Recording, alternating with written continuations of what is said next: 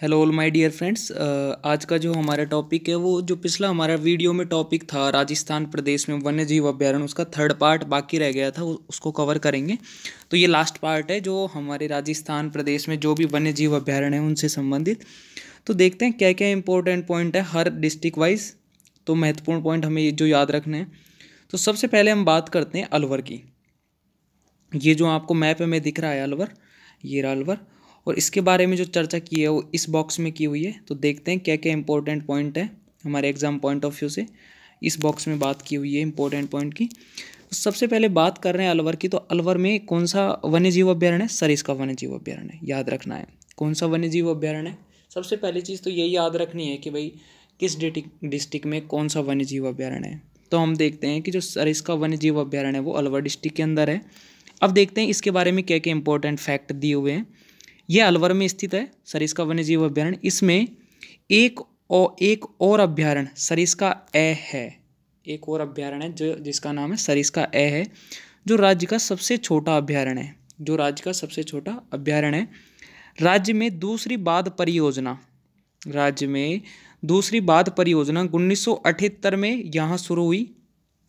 राज्य में जो हमारे राजस्थान राज्य में जो दूसरी बाढ़ परियोजना थी वो 1978 में यहाँ से शुरू हुई थी, सरिस्का से।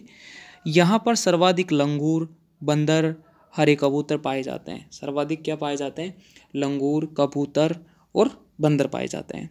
तो यहाँ मयूरों का घनत्व सर्वाधिक है। जो मोर होते हैं उनका घनत्व बहुत ज़्यादा है।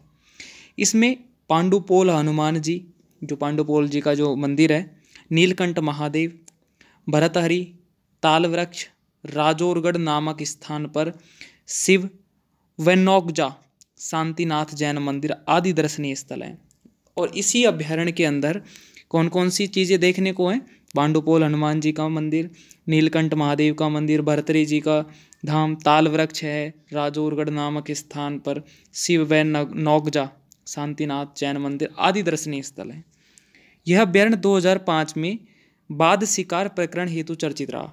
ये जो सरिस्का अभ्यारण्य है वो 2005 में चर्चा में रहा, एक बाघ के शिकार के हेतु। इसके बाद यहाँ बाघ परियोजना कार्यान्वित की गई। इसके बाद में यहाँ बाघ परियोजना कार्यान्वित की गई। स्वयं प्रधानमंत्री राजीव गांधी ने राजस्थान के सरिस्का में कैबिनेट मीटिंग ली थी। जो राजीव गांधी जी थे उन्होंने यहाँ पे सरिस्का के अंदर कैबिनेट मीटिंग भी ली थी।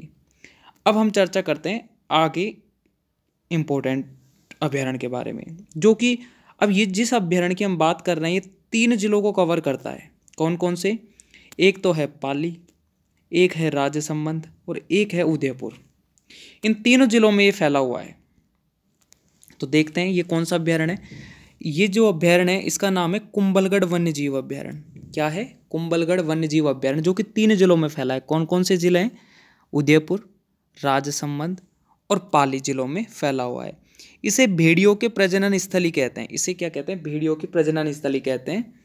यह राज्य का एकमात्र अभ्यारण्य है जहाँ से प्रदेश की 2 अलग अलग दिशाओं में बहने वाली बनास व सागरमती नदियों का उद्गम होता है। क्या ही एकमात्र ऐसा अभ्यारण्य है जहाँ से प्रदेश में जो अलग अलग दिशाओं में नदी बहती हैं, बनास और साबरमती, उनका उद्गम होता है।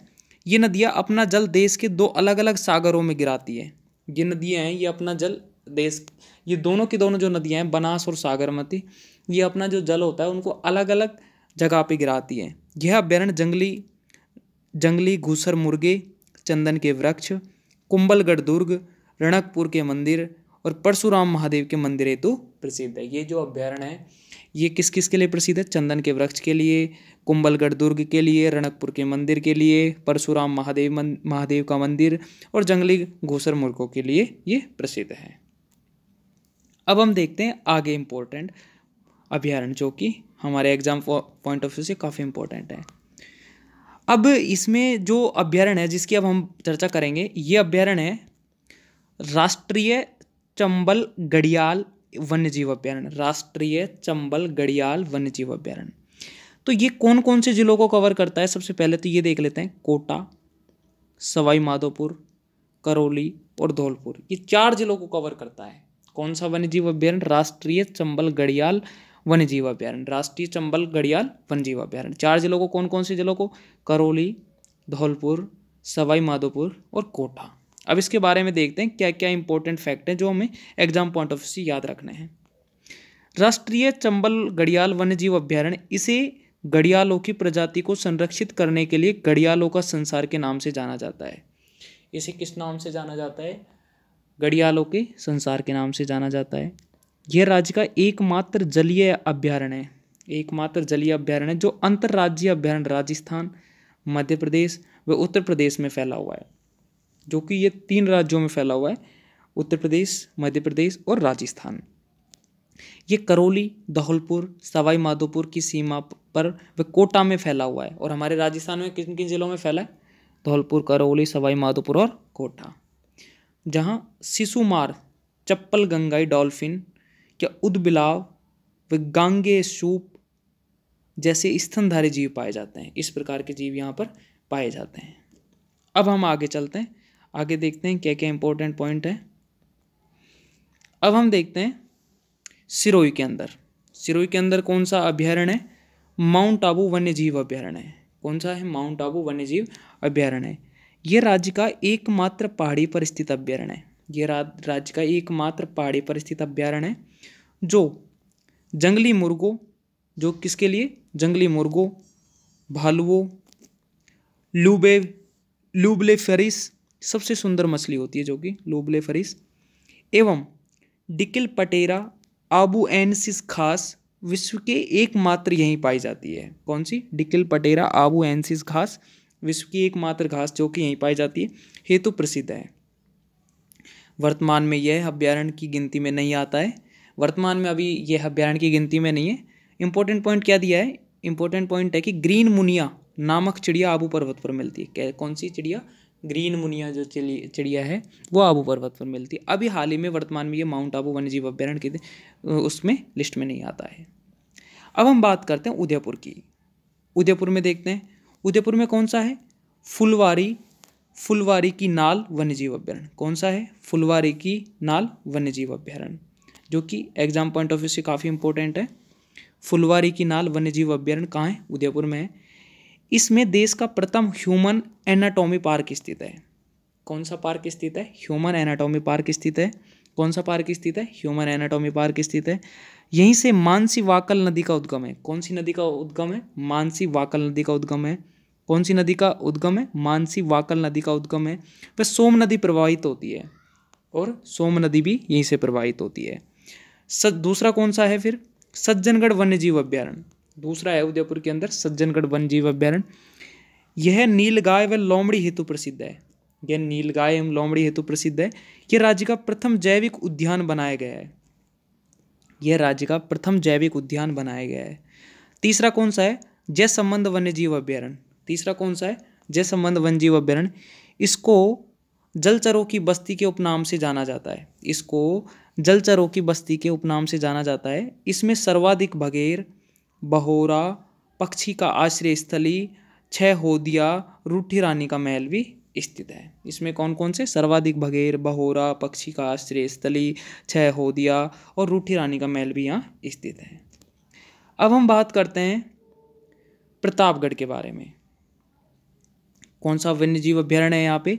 सीता माता वन्यजीव अभ्यारण्य। सर्वाधिक जैव विविधता वाले इस अभ्यारण्य को चीतल या चौसिंगे यह एंटीलोप प्रजाति का दुर्लभ जीव है। स्थानीय भाषा में भेड़ल कहते हैं। किस रणस्थली या मातृभूमि व उड़न गिलहरियों के स्वर्ग के नाम से जाना जाता है, जो कि कहाँ है? प्रतापगढ़ में है। कौन सा? सीता माता वन्यजीव अभ्यारण्य।